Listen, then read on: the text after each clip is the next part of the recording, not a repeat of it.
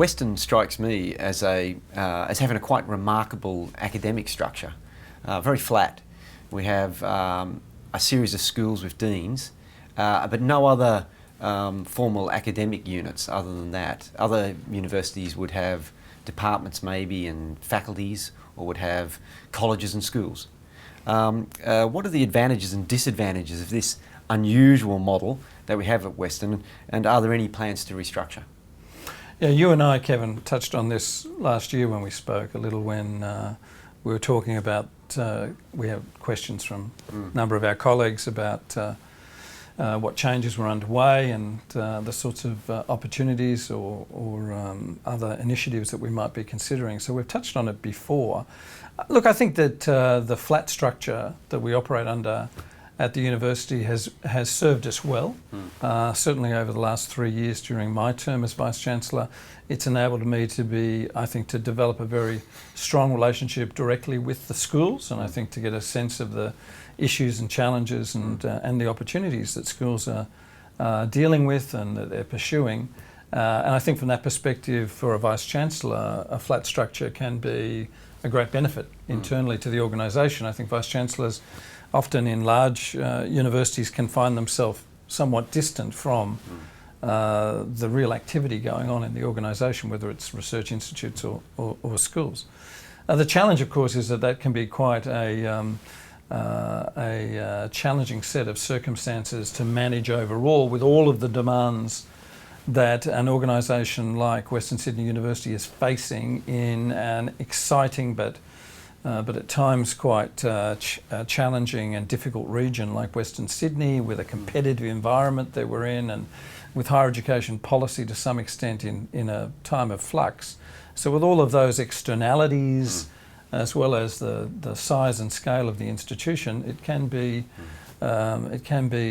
quite time-consuming and challenging to manage all of the direct reports that you might have. So I think that large institutions and flat structures need to be looked at very carefully. So I think it served us well, but I will be going through a discussion later this year about whether it's time to consider different models.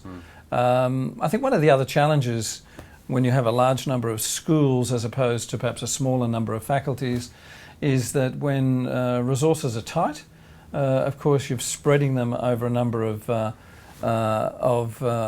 areas across the organisation. If we're able to bring those budget areas together, that might give the leaders of those parts of the organisation more scope and scale for change and innovation, because they'll have literally a bigger budget to work with. So there's advantages, I think, from a financial perspective in us considering other structures, faculty-like structures for the university.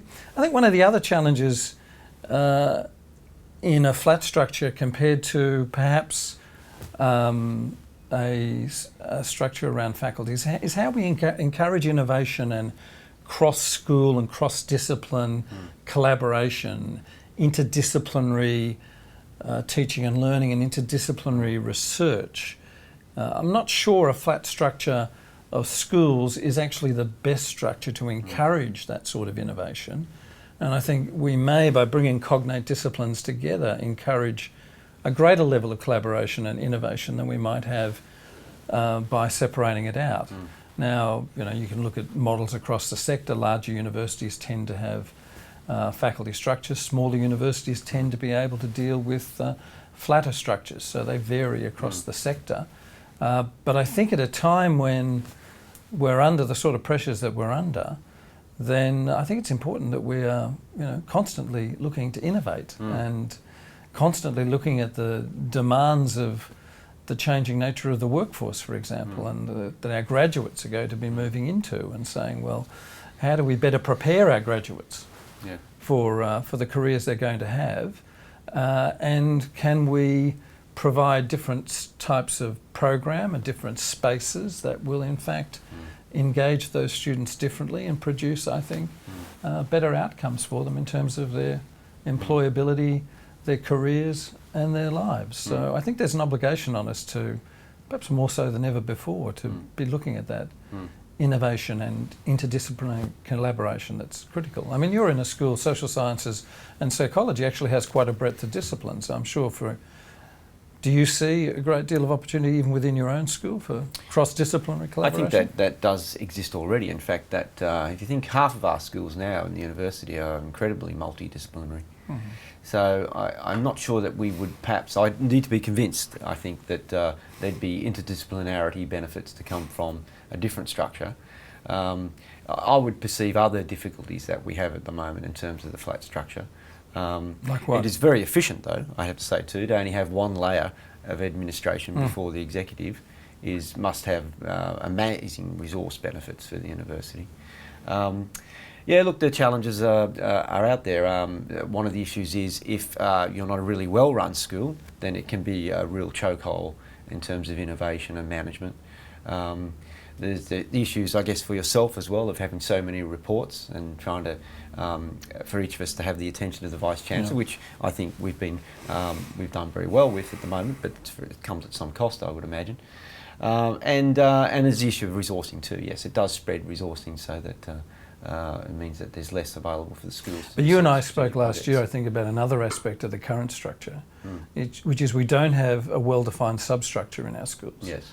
And while that may be an efficient mechanism in some ways, I think it also has created some complexity and some difficulties for us that it's not straightforward to address. So I think we need to consider those supporting mechanisms inside schools, let alone if we move to a faculty structure. We have de facto governance positions like DAPs and ACAs and things like that.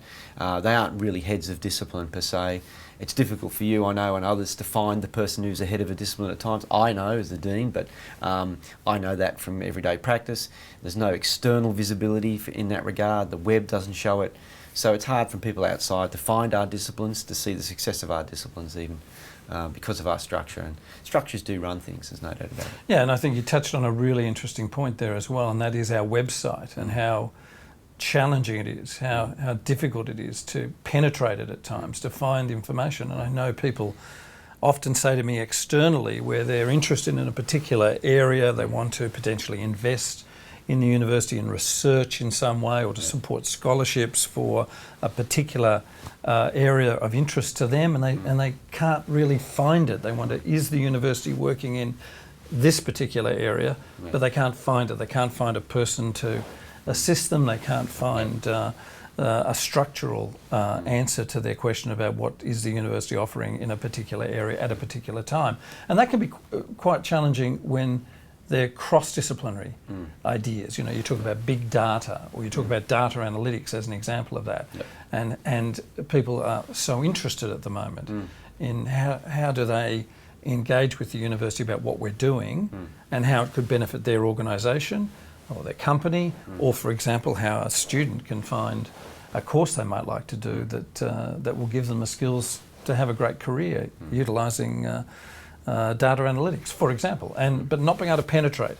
The website is a real problem to us. I know we're going to be putting a lot more effort into that this year, and the next phase of work, following on from the effort we've put in to date in improving the student experience online in enrolment and through to the student experience within the organisation more broadly. But we certainly do need, I think, to find a much more contemporary website.